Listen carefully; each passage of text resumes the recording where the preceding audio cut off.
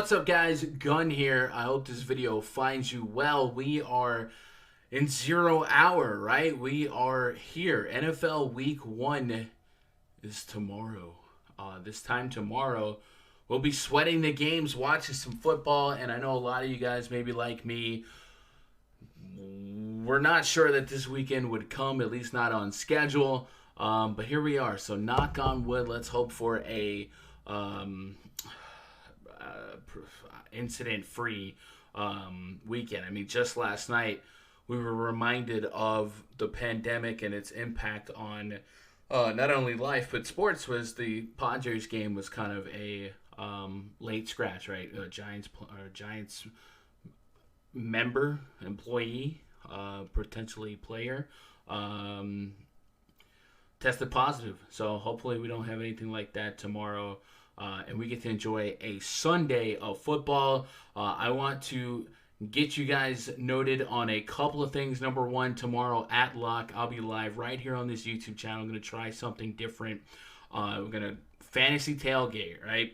If you guys usually maybe go to the bar or something like that on Sundays and you don't have that option right now because of how the world is, well, maybe we can make that YouTube chat room the bar. I'll try and have a good aesthetically pleasing display on screen with DK Live play updates, fantasy scoring updates.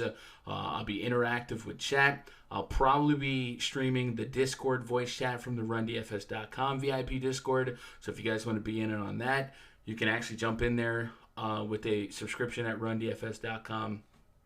And yeah, so check out for that. Also, we're doing a $20 PayPal giveaway. That will be announced on Monday and probably every Monday for the remainder of the season. If you guys want to be eligible for that, all you got to do is be a subscriber of the channel. Leave a comment on any video that we put up this week. And for each video that you comment on, you'll get one raffle entry into the Streamlabs raffle that we're going to run on Monday. So look out for that. And then lastly, tonight at about 10 p.m. Eastern, 9 p.m. Central, I'll be in the RunDFS.com VIP Discord NFL voice chat. Of course, I'll be in the voice chat before baseball lock. But we'll also do what we used to call the candle burn. I don't anticipate it to be as long as the candle burn is historically notorious for, which we would essentially be in there all night up until lock.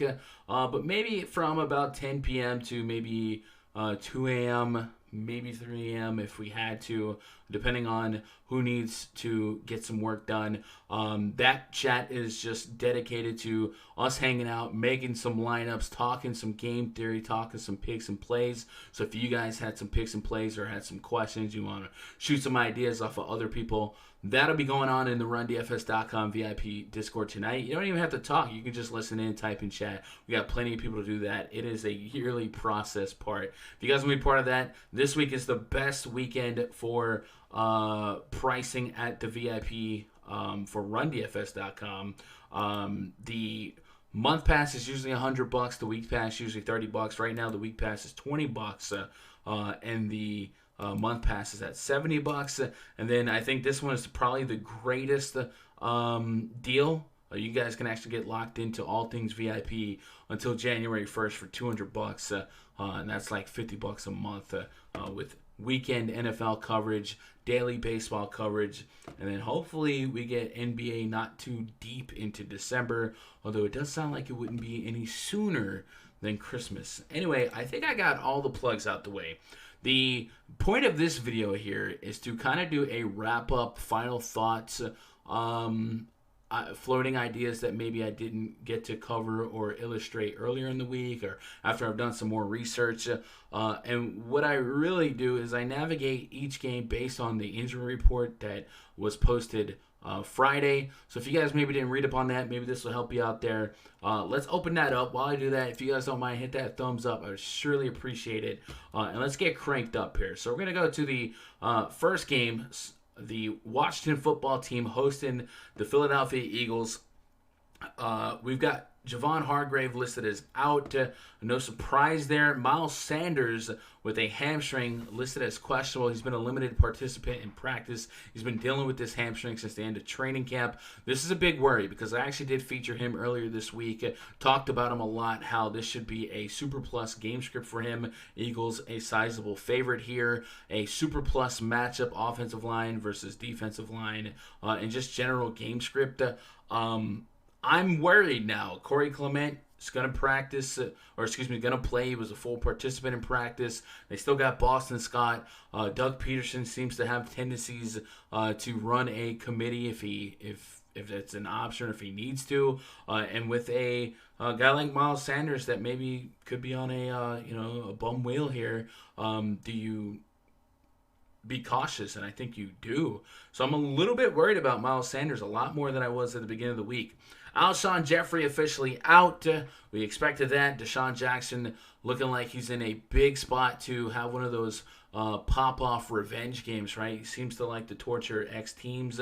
It's a great spot for him. Good matchup, one-on-one. I like him even more because I do kind of project Zach Ertz to be meeting with Landon Collins. Not that Landon Collins is going to somebody that Zach Ertz can't get off on, but it is, it's a tough matchup. I still think Ertz is fine, but just when I can project a neutral to tough matchup like a guy like Landon Collins, it just makes me like Deshaun Jackson just a little bit more. I might just be staying away from the Eagles running back situation, right? Like I really wanted to play Miles Sanders, but I think right now I might just go elsewhere there. On the Washington side, no big injury news and notes. They have the third lowest projected total, 18.5 points. They opened at 19.25, so they've actually gone down a little bit. They went from 6-point dogs to 5.5-point dogs. I'm somebody that wants to play Terry McLaurin, and I think I still will because this is going to be positive game script, right? We talk about how to project game scripts and how to game theory players into our lineups. McLaurin should be the team leader in targets, and this is a matchup that is still a spot that not only did he dominate last year, but a lot of burners were able to get past that Eagles secondary. But the true test is, does Dwayne Haskins get enough time in the pocket to have those throws downfield? Does Haskins can maintain his composure? I do believe that this Washington football team is going to be more fantasy friendly to us under Ron Rivera than Jay Gruden. So I want to attack when it's a extreme bargain, and I think 5.6K for Terry McLaurin is an extreme bargain. I think this guy has potential to be a 7K receiver, maybe a 6'5", 6'9" receiver in a couple weeks. So we getting $1,000 discount on a guy like Terry McLaurin. Can I get 15 fantasy points? I think so. Last year, 27 and 26.5 against the Eagles was his fantasy production. Antonio Gibson's a name that everyone's talking about. This is a name that I'm not sure is going to be chalk or is a DFS fantasy bubble chalk. Gibson, of course, was a receiver in Memphis. He's not a natural running back, but it looks like the Washington football team has enough confidence in him to let Adrian Peterson walk away. Darius Geis, they had to cut him for obvious reasons. 4K is a really, really cheap price. The process says we don't like running backs as underdogs, 5 to 6 point underdogs against a really tough matchup. But because Gibson was a receiver, the PPR makes his 4K price point alluring. You guys have heard it all this week, so I'm not going to harp on that. I'm just thinking out loud because I'm not quite sure where I'm going to land on Gibson. I think in high stakes, you might see his ownership be 3-4 times what it is going to be in medium to low stakes. And I just want to simulate it in my head, over and over and over at 4K. How many times do I need Antonio Gibson to win a tournament? And I don't think there's a right or wrong answer here. It's just such an unproven spot, right? rookies, new offense, a sophomore quarterback that has looked bad under pressure. He's going to expect a lot of pressure today. And even, you could talk about how J.D. McKissick could be the running back here for the Washington football team. So there's a lot of question marks, enough for me to be skittish if Sunday morning projections have Gibson, 10 to 15% owned. I don't know if they will or will not, but I certainly think in the medium stakes contest there's a case for that to happen. But for PPR, I absolutely understand it. Anyway, nothing big there has changed for me. I love Deshaun Jackson. I'm actually starting to think Deshaun Jackson might be a cash game target for me. Colts and the Jaguars. Looking through the injury report yesterday for the Colts, Q-tag on Matt Adams, linebacker. T.Y. Hilton did not practice, but I think that's more of a maintenance thing. A lot of guys sit out. On the Jag side, nothing to really write home about. So the Colts are a team that I think everyone makes sense on paper for me, right? Like the receiving core. If I pull up the Colts here, T.Y. Hilton, 5.8K. This is a legitimate wide receiver one. This guy could be 6'5 to 7K, much like Terry McLaurin, right? I probably expect him and project him to lead the team in targets. Phillip Rivers is a guy that we've seen with Keenan Allen. He'll give his wide receiver one the love and attention. So I'm all about some T.Y. Hilton in theory. But hey, there's still plenty of guys here that make a lot of sense. Else as far as pass catching, and Jack Doyle without Trey Burton, he's still on the IR with Eric Ebron moving on. 3.6K for Jack Doyle. We've seen Phillip Rivers kind of push Antonio Gates as a Hall of Fame prospect, right? He makes a lot of sense. What worries me here is the Jaguars don't make a lot of sense, right? So how much positive game script do I have here for Rivers and his pass catchers when the Colts right now, I think they're one of the biggest favorites here. They are the largest favorite on the slate. The pass attempts and like outside of the first half, I think the second half could just be running the ball. With that said, running the ball and Marlon Mack, this is a matchup and a process checkbox opportunity made in heaven, right? What you like to see in running backs for fantasy pre-flop is a massive spread and a plus matchup. Colts O-line matchup versus Jags D-line matchup is massive. Marlon Mack should be able to walk all over this Jaguars defense, and he's 5.3K. The question mark here is how much work will he split with Jonathan Taylor? Taylor's listed on the depth chart as the number 2 running back. He's still a rookie. They probably start with Mack here. It's a little bit ominous here that Mack is actually cheaper than Jonathan Taylor.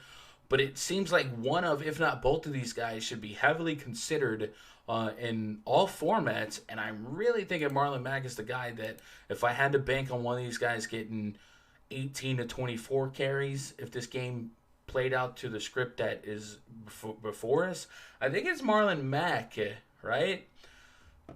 I don't know. I just do I feel dumb at the end of the day if the team, the starting running back for the team that was the largest favorite on the slate scooped up 2 or 3 touchdowns and 100 yards? I probably do. So I've Marlon Mack and Jonathan Taylor are probably 2 guys I wasn't too keen on Monday or Tuesday, but as you start thinking about the game more and more, they make a whole lot of sense. So I'm going to be struggling with that a little bit more tonight, but I think Marlon Mack's going to be somebody I have to have exposure to in just about all formats. And because Mack is probably, if there was going to be a work to be split, Mack would probably be pushed aside when it comes to pass catching, right? Maybe Mack is somebody I'm looking at more on FanDuel or Yahoo, where touchdowns get weighted more heavily because there's not a PPR or bonuses or stuff like that, right? So if Mac got me 80 yards and 2 touchdowns on FanDuel, I might be able to be okay with that. And is that a pivot, right, from someone like Miles Sanders who might project at higher ownership? And the matchup and the spread and everything it suggests that we're there, right? On the Jacksonville side, I think I'm going to be off on all Jaguars here. I think the team is a mess. I think the locker room's a mess. They've let a lot of big names walk. Uncle Lenny, Jalen Ramsey had that whole falling out. It's a weird situation there. I don't have a lot of faith in their offense. I don't have a lot of faith in their defense. Gardner Minshew, I guess he's a fun name to play around for fantasy. But I think I'm going to be way more on Colts defense here, and this becomes the second defense I've talked about so far that I think I'm on as a road defense. Usually I love home defenses here, but the Eagles and the Colts here. Although I will say maybe this week I should be less worried about home-road splits for defenses because a lot of that is actually ignited by crowd noise, and I think that's something that we can neutralize here. So yeah, nothing really changed there. Colts, I still like T.Y. Hilton quite a bit, Jack Doyle quite a bit, but how much can I love these pass catchers while staying away from Phillip Rivers, while not believing in the Jaguars, while believing it's going to be a lopsided game, and pushing Marlon back. So I'm going to be working on my exposures for that. Let's move on to the next game, Bears and the Lions. Big news from this one. First of all, on the Bears side, we've got defensive end Robert Quinn doubtful. Bunch of Q tags here. Khalil Mack Q tag on him. Buster Skrine cornerback Q tag on him. David Montgomery Q tag on him, but he was a full participant in practice. At first, there were some murmurs that maybe he wouldn't play, and people would be really looking to Tariq Cohen. That would create more pass attempts, likely for Mitch Trubisky, and then Tariq Cohen would be a viable play, and maybe even Cordero Patterson, who was listed as a cheap wide receiver, would get some run as a running back. But it looks like we can throw all that out the window, and then Cordero Patterson, for what it's worth, also questionable, but he was a full participant. The Bears offense, I think I'm looking at Allen Robinson and Anthony Miller as potential tournament plays here. I was low-key privy to a potential tournament game stack here, but I think I'm going to be a little less on it because Kenny Golladay looking like he won't play. But I do want to bring you back to Anthony Miller. The Lions did shadow him in Week 13 last year. He had 13 targets, 140 yards, 26 fantasy points. I definitely don't mind chasing that. And then, of course, Allen Robinson's going to be a target monster. He's 6,500, probably going to get 10-plus targets. Detroit went from Darius Slay to Desmond Trufant. Probably a lateral at best. I don't really think Slay or Trufant are as high caliber as their names kind of stir up. They were great, but maybe now they're just average guys. I think A-Rob's a guy that 10-plus targets, the opportunity cost on him is pretty affordable. So I like that on paper. On the Lions side, Kenny Golladay, hamstring doubtful. That's huge news for Marvin Jones, who now likely gets the lion's share of receiver targets. That was dumb. I'm sorry, but I'm not sorry at the same time. 5.5K for him. Do we push double-digit targets to 5.5K? Probably. He's a guy that certainly has a wide range of outcomes with that type of targets coming his way, or those type of targets coming his way. But certainly 15 to 20 fantasy points seems very reasonable. He had 12.7 DKP, went 5 for 5 against Chicago in Week 10 last year, and in Week 13, 3 for 6. The target share lower, but the red zone looks should be there. I don't hate Marvin Jones, but he certainly will be in the pool now. And I don't know that I would have had any Marvin Jones before the Golladay news. So, yeah, on the running back situation for the Lions, I'm not touching it. They just got if I had to go Kerryon Johnson, or if I had to go one, I would go Kerryon Johnson, but I probably am just not going to touch that. I think Marvin Jones is the only guy I'm looking at. and I'm probably not even that like probably not going to be that aggressive with it. Just going to be some shares here and there, right? Jets and Bills. I probably don't have any Jets here. I will have a whole lot of Bills defense. It's probably one of the games that I just don't have exposure to players. If we look at the implied totals for all the teams on the slate, actually let's sort it from the least points to the most. The Jets have the lowest team total on the slate, so I can't really get behind anything there. Le'Veon Bell, maybe he's gonna have a week sooner or later. The Bills weren't like some super plus or negative matchup for running backs, but they were just a great defense that I never picked on. The Bills, by the way, they have a implied total of 23 points. They're 6.5-point favorites. Normally, I would want to play their running back, but I don't think we can do that here. Still just, 3 touchdown market share here. I'm probably not going to go anywhere with the Bills. Stephon Diggs, John Brown. I guess Stephon Diggs could be a guy that bleeds through and gets one. Christens his new team with the not terrible fantasy day at 6,400. But we've already talked about a couple 5K options that I probably feel a little bit better with. Josh Allen in tournaments, sure, if he's broke out and started running a little bit, but I just don't see a game script that's going to force him to do any of that here. So I'm probably just gonna have Bills defense and call it a day. So nothing's really changed from beginning of the week to the end of the week. Any injuries here? No. Josh Norman's gonna be out for the Bills. That really doesn't change much for me. Let's move on to the next game. Packers at the Vikings.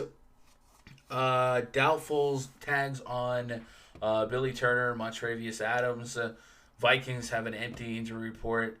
Not going to be much here that has changed for me on Tuesday, but I will say I like that. I kind of like some correlation plays here. I think I can run Aaron Rodgers, Devontae Adams versus Dalvin Cook and like that combination for tournaments. Devontae Adams, I think, will be pushing to be one of the highest owned receivers on the slate. 7.3K. The target share is just going to be there for him. He's going to get double-digit looks. Aaron Rodgers gets really aggressive tunnel vision here, and this is a Vikings defense that is something that we can go pick on. Xavier Rhodes not on the team anymore. I don't think he was a lockdown corner that a lot of people pegged him as last season, but still, Devontae Adams and Aaron Rodgers, you could just put them up against most any corner in the league right now, and they're going to move Adams around and find him routes and looks from Aaron Rodgers to just make it work. So I just got no reason to project Adams for less than 20 DKP, and I love handcuffing that. And I've had my ear to the ground, and it's so easy to play Lamar Jackson. Tom Brady and Drew Brees should be in a shootout. Russell Wilson and Matt Ryan. Aaron Rodgers is right there at 6.3K. Has 3 passing touchdown potential, right? Could I get 25 to 30 fantasy points out of him? In a perfect world, yeah. I don't mind playing some Aaron Rodgers here, and I love the obvious correlation handcuff with Devontae Adams. And if we game scripted that to run it back with like a Dalvin Cook, I like that too. Dalvin Cook is somebody that at 7.9K, I think his ceiling could rival the median projections or even the high-end projections for Christian McCaffrey, for Alvin Kamara. I think a lot of people sleep on the fact that Dalvin Cook could literally drop 30 fantasy points here. We've seen him do it. Last year against the Green Bay Packers, he dropped 31 fantasy points. The first couple weeks, he averaged 28 fantasy points. He just was very involved between targets and carries. I think it's safe to project him for 20-plus touches. And that's a Green Bay Packers run defense last year that I was glad to pick on. And I'll go right back to the well here. So I like those 3 names. If I had to throw in Adam Thielen, I'm not against it.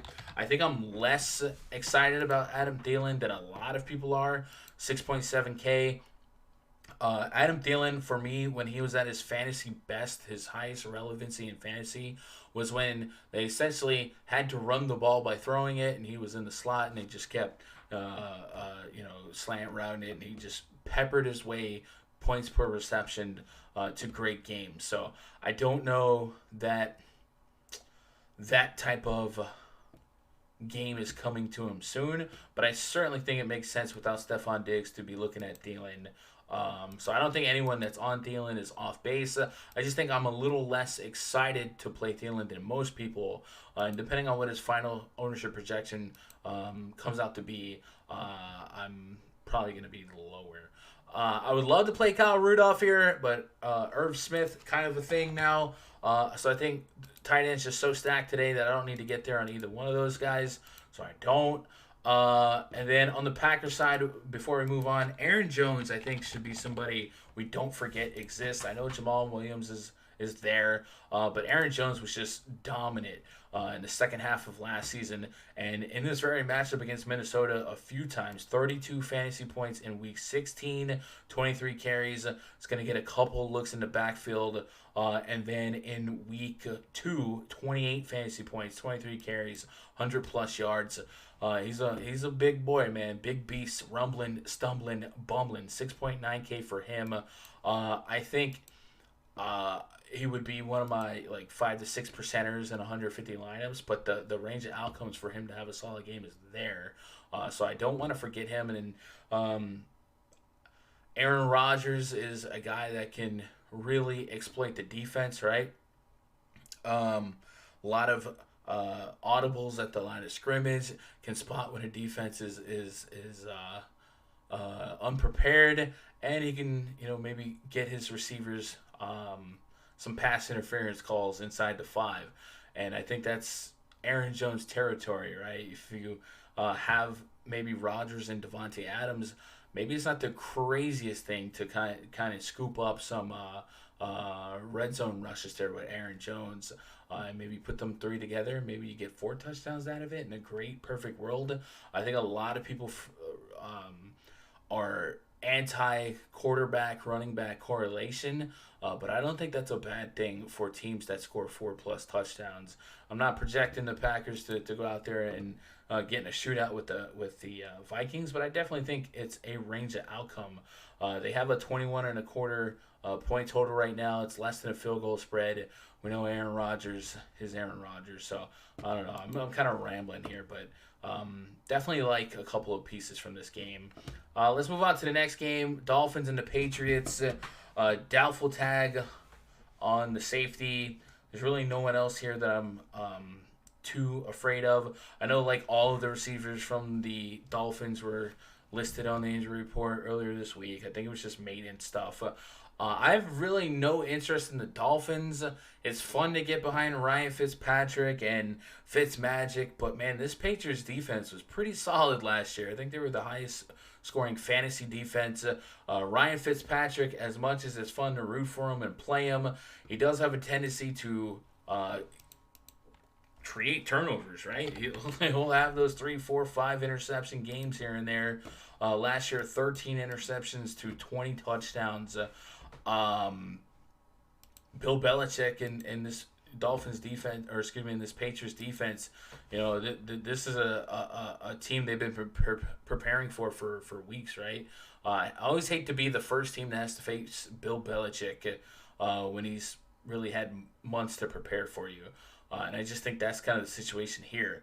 Devontae Parker would probably be someone we project to be the top weapon for the Dolphins, and we know the Patriots like to negate the number one weapon, but that was probably going to be negated anyway with Stephon Gilmore likely to line up opposite Devontae Parker. So I'm not on any Dolphins here. I'll probably have Patriots defense. Looking at the Patriots injury report, N'Keal Harry listed as questionable, but he was a full participant in practice. Julian Edelman was limited. Nothing to trigger some fear for me there. I think Cam Newton to Julian Edelman is a fine combo. I think Cam Newton is one of those guys that I think is fine in all formats. He's awfully cheap if he's going to be unhindered by any injuries that we saw nagging him in previous seasons. He's got thrown into a great system. He's going to be protected. He's going to have weapons, right? I like him to Julian Edelman as probably my favorite combo there. I don't think I'm going crazy with much else from the Patriots there, but I think Cam Newton to Edelman certainly something that's going to make a decent chunk of my lineups. Edelman on DraftKings is 6K. So that's 12K salary. You put that together, could you get 35, 40 fantasy points? I think it's very, very reasonable. So I like that a lot. And then I like the Patriots defense. I think the Patriots defense is really, really solid in this situation more times than they're not. 3,200. I really don't put a projected need at in terms of fantasy production or return on investment. It's really just play the defense that gets you a touchdown. And last year, the Patriots had 7 of those. So I think this is a great spot to chase them. And early on last week, the last season, they looked better. And they had that big 37-point game against the Dolphins on the road. So no reason for me to not like the Patriots defense here. Let's move on to the next game, Seahawks and the Falcons. This is a game I think has a lot of predictive value in terms of who the impact fraggers would be if this game shoots out. So I'm very interested in this game. No big news here from the injury report on the Seahawks side. And on the Falcons side, same thing. Nothing that's going to really shake things up. Todd Gurley was a DNP, but that's probably just maintenance. Julio Jones, always limited, usually always has a Q tag. This is a game that I think has every potential to shoot out. If we sort the slate by highest implied total to lowest, the Seahawks have the 4th highest implied total. We know the Falcons have the weapons to shoot out if they had to. I think Matt Ryan averaged the most pass attempts per game last year. Don't quote me on that. If you look at his game log, 51, 45, 39. He's going to throw the ball. Now, I'm sure they want Todd Gurley to maybe spell that a little bit, but I certainly like the propensity for this one to shoot out. I think I will have probably the highest percentage of my game stacks be this game because there's just so many correlations and guys that I'm in. I'm going to talk about the Bucs in the Saints game there, but as a reference, I feel like the Buccaneers are extremely unpredictable in terms of correlation and where to go. Whereas if the Falcons shoot out, you feel like you can narrow it down to 4 people. And the same with the Seahawks, right? So starting with the Seahawks, we like obviously Russell Wilson, but Chris Carson's there. I guess you can look at Tyler Lockett and DK Metcalf. So I feel like if that game were to get going, those are the guys I'm looking at. You can make a case for Greg Olsen.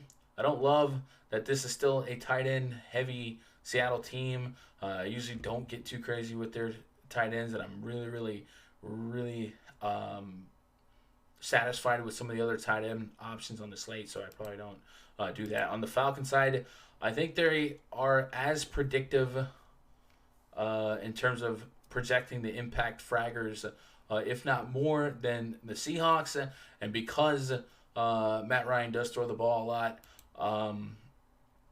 it just looks like a really good spot to get a Matt Ryan and 2 receivers if you're chasing those millies. If you look at some of the Millie Maker winning lineups from the last couple seasons, there was a lot of quarterback and 2 pass catcher correlation stacks, and you could run it back with somebody from the other team. But this is a great example of a team that could project like that.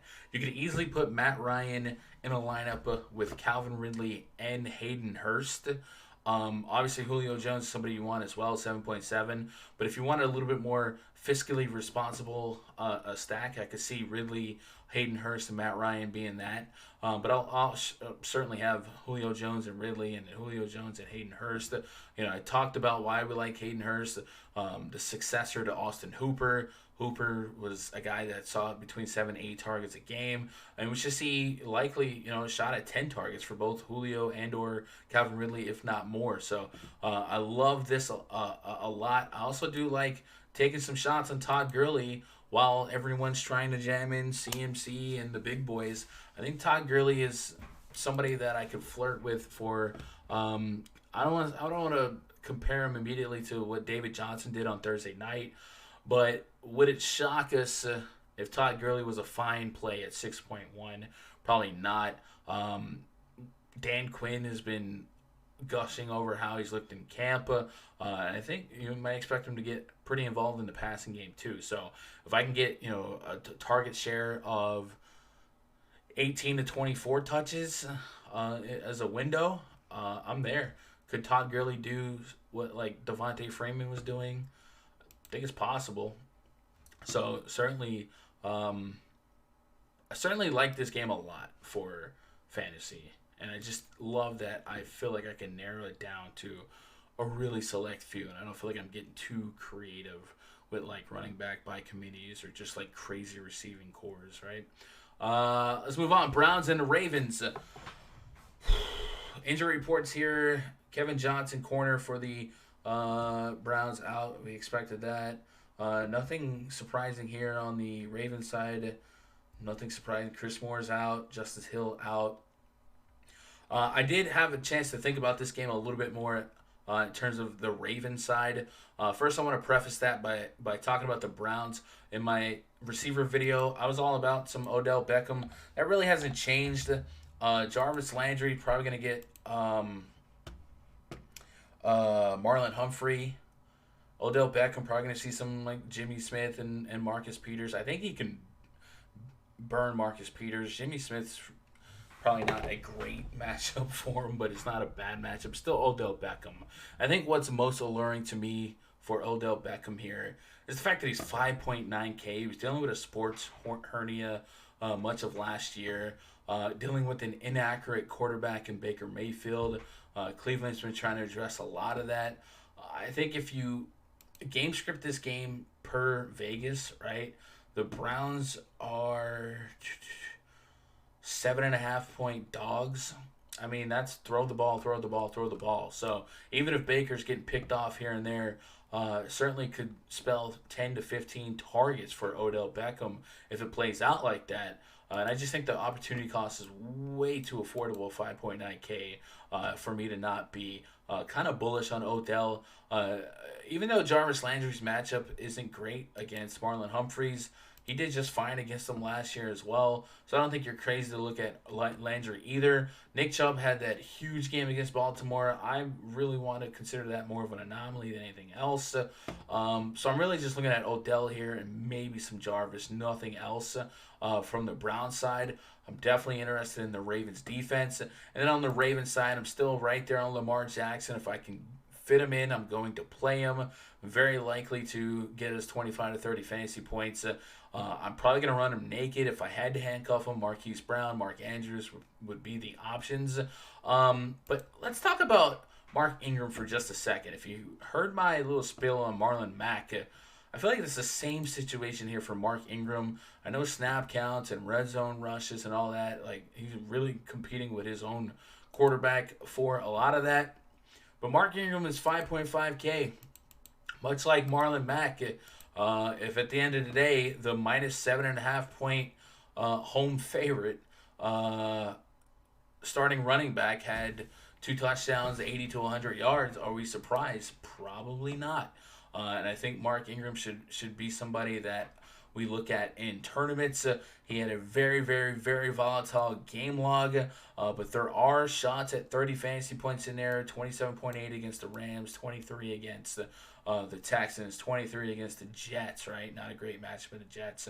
Miami, 25.7. I think what we'd worry about here is obviously the committee situation, but I do think there's a range of outcome that puts him in a extremely process savvy opportunity at 5.5K. So I'm gonna have to have some Mark Ingram. Let me know what you guys think about that, or if you guys were spooked by maybe a committee situation there. All right, let's move on to the next game. The Raiders at the Panthers. I want to like the Raiders. I really do. The Panthers did not have much to speak of on defense last year. They have made a lot of changing in philosophy and coaching and players and personnel. replacing a lot of old veterans with draft picks and young talent.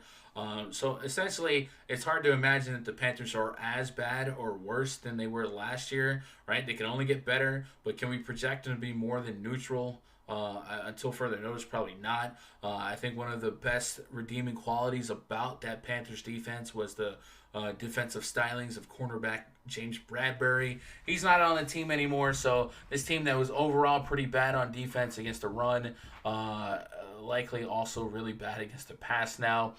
So it's a good spot for Derek Carr and the Raiders. But I don't know that I can get super warm and fuzzy on all the Raiders receivers just yet. But I have really keyed in on Josh Jacobs and Darren Waller. But I don't think I'm being contrarian there at all. No one on the Raiders has a game status tag on them. So nothing's going to change in terms of what I was looking for or keeping an eye on. And the Panthers, same thing, right? They have basically the whole team listed as for full participation in practice. So not much has changed for me philosophy-wise. I will say if I had to key in on some Vegas players, Josh Jacobs is the guy that at 6.8K makes the most sense. He did participate, or he had something came out the other day that I was a little bit worried about, but I think he's fine. I'm looking at 20 touches here in a neutral game. The current spread on this one is 3. So open at 1.5 and move to 3. So it's a field goal game, but he's a favorite. So positive game script from him. A lot of the Josh Jacobs disappearing acts last year were in games where the Raiders just trailed and they had to abandon the run. We've also seen murmurs that Josh Jacobs is expected to double his passing targets this year. That's coach speak. I want to see it before I believe it.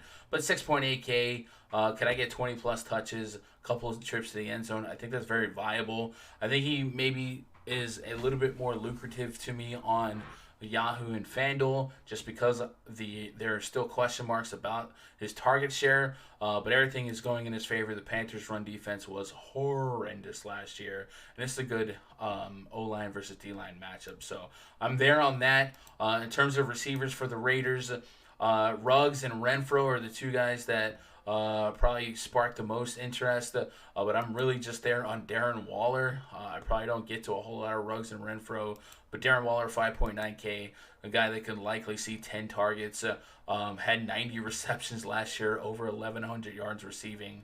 Absolutely will have interest and elevated exposure levels to that without question.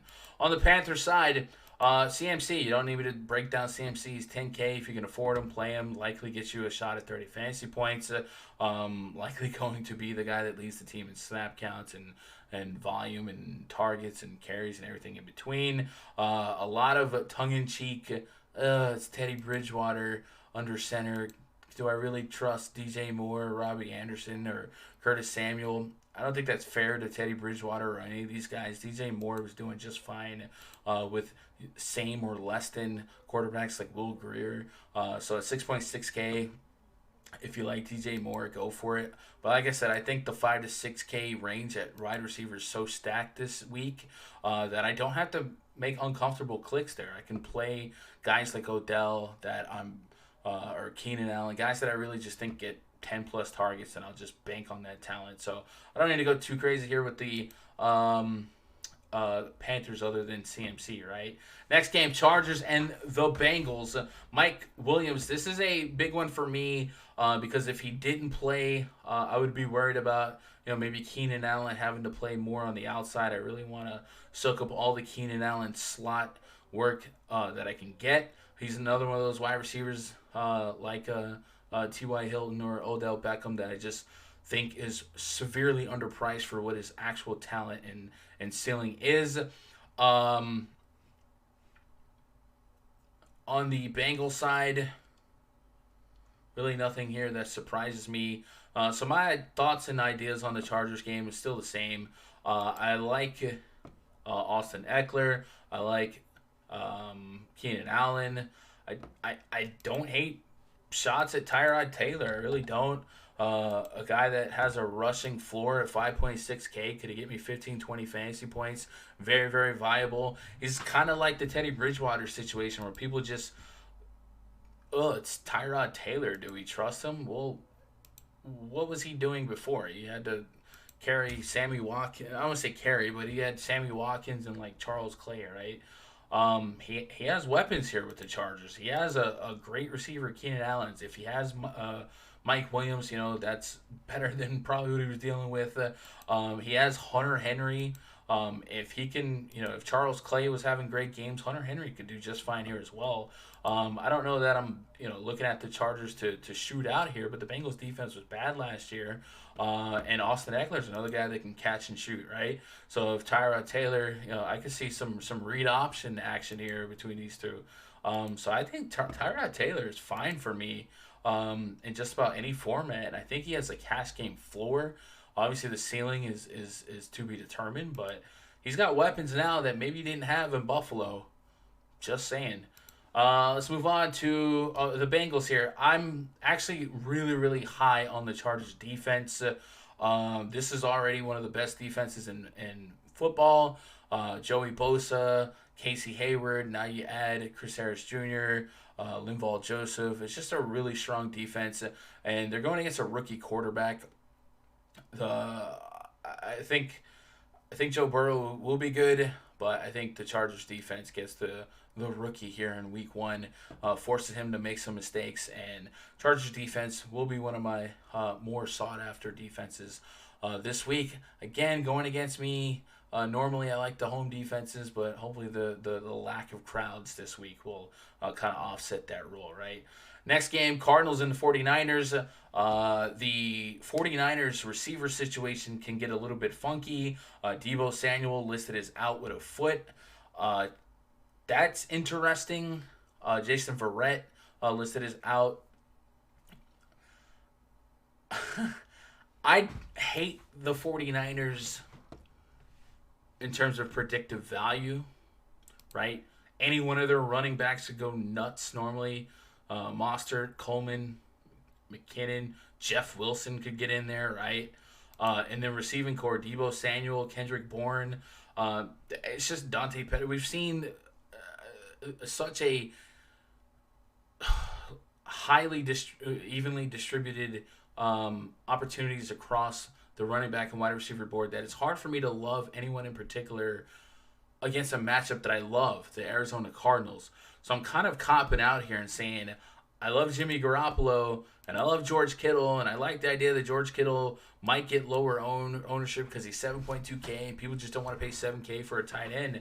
But this is a literal nut matchup, and if I can't decide on playing Kendrick Bourne because Deebo Samuel's out, maybe I just give a couple of those targets to George Kittle, right? And George Kittle has 12, 15 targets, a pair of touchdowns, 100 yards. So I think that's how I'm going to attack this game. That's how I was going to attack this game, and I don't think Deebo Samuel being out is going to change that. I think the Cardinals are a little bit interesting as well, but this is probably a team I'd be looking more so to bet in terms of totals. They are also kind of spread out. Kyler Murray does have weapons. Kenyon Drake and DeAndre Hopkins can make things interesting. This is an elite 49ers defense, but I do think they have the pace, and if they play from behind, maybe they have some stun gun plays here. Kenyon Drake, 6,400. Could we get 7 targets to him, right? Could he catch 4 to 5 of those for 30, 40 yards? Give us a solid floor there of near 10 fantasy points and, rush and maybe get a touchdown. I think it's viable, but I'm really trying to piece together fantasy points here. So I don't know if I land there on Kenyon Drake. This 49ers defense is just so solid and elite on paper.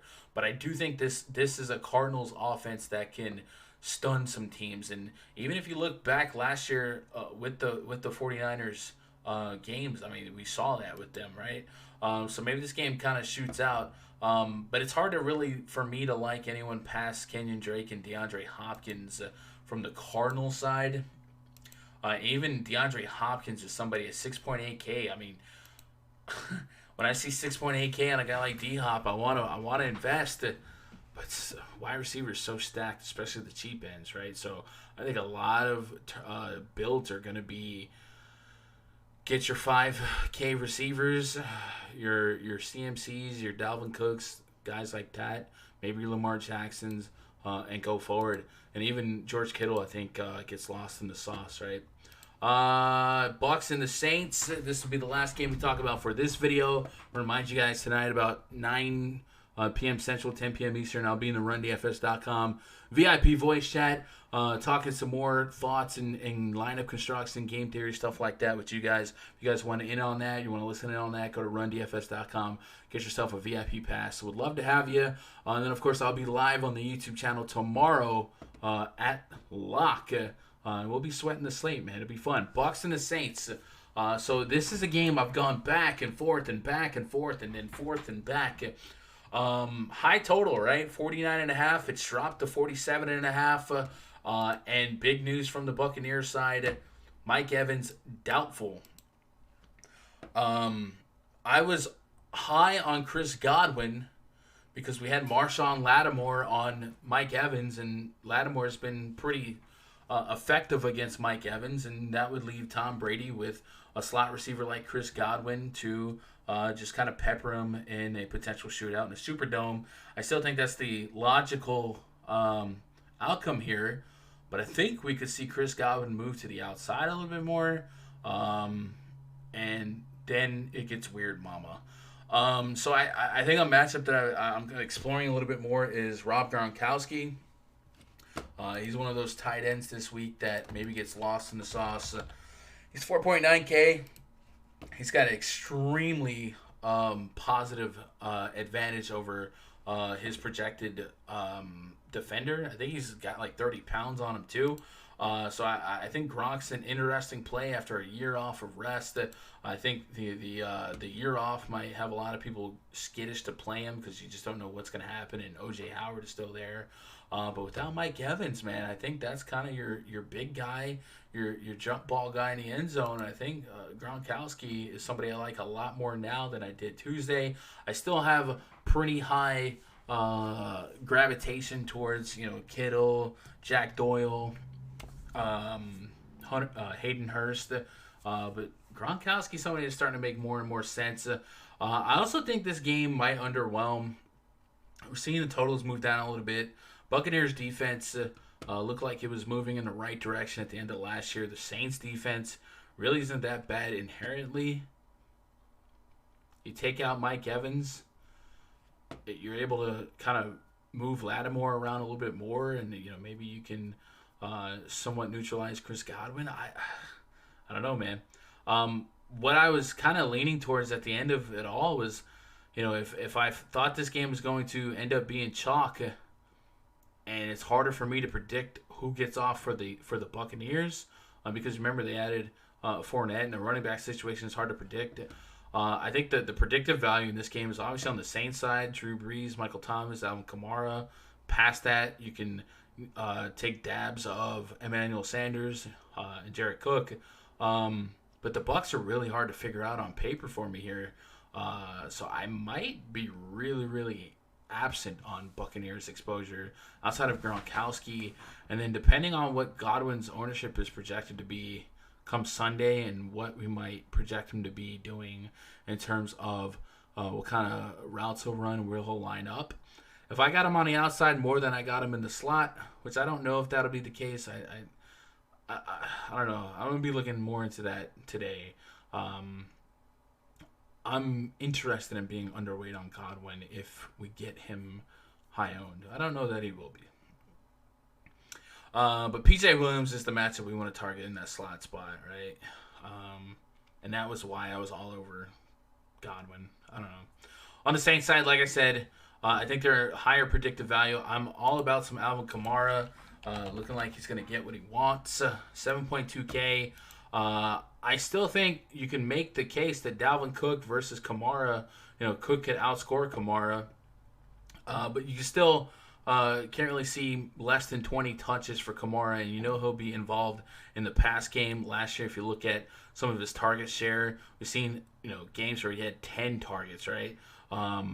against Tampa Bay last season, he caught 6 of 7, 16 carries. Right, didn't have a big fantasy day, but he was about a touchdown from giving you 20 plus fantasy points. So I'm fine with playing Kamara. I'm fine with Michael Thomas. Michael Thomas is a big price to pay at $9K.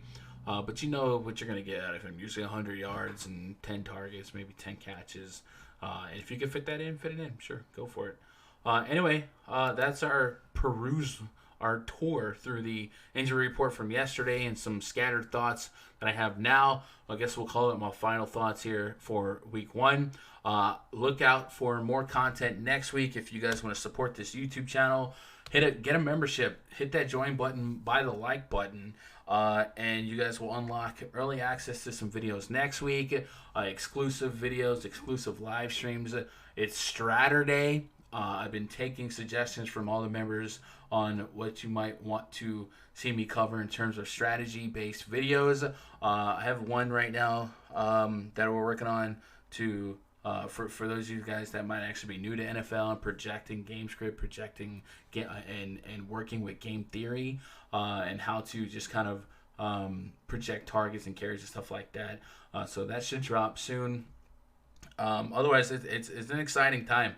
Monday, I'll be back on this channel giving away that $20 and reviewing how we did throughout the weekend. But remember, if you guys just want to hang out tomorrow at Lock, we'll be live right here on the YouTube channel watching football. Would love to have you guys. Otherwise, if you got anything else for me, twitter.com/GundeckerSports. That's the place to do it. I love you guys. I hope you crush it tomorrow. Hope you guys tag me in all the screenshots on Twitter. I want to see your success. And hopefully I've helped you out some way, even if it's just do everything opposite with this video, man. I appreciate you. Have a good day, guys, man. Really enjoy it, and let's really soak in football, man. I'm so happy that we're going to have an opportunity to just kind of escape a little bit and enjoy football, right? Love you guys. See you later.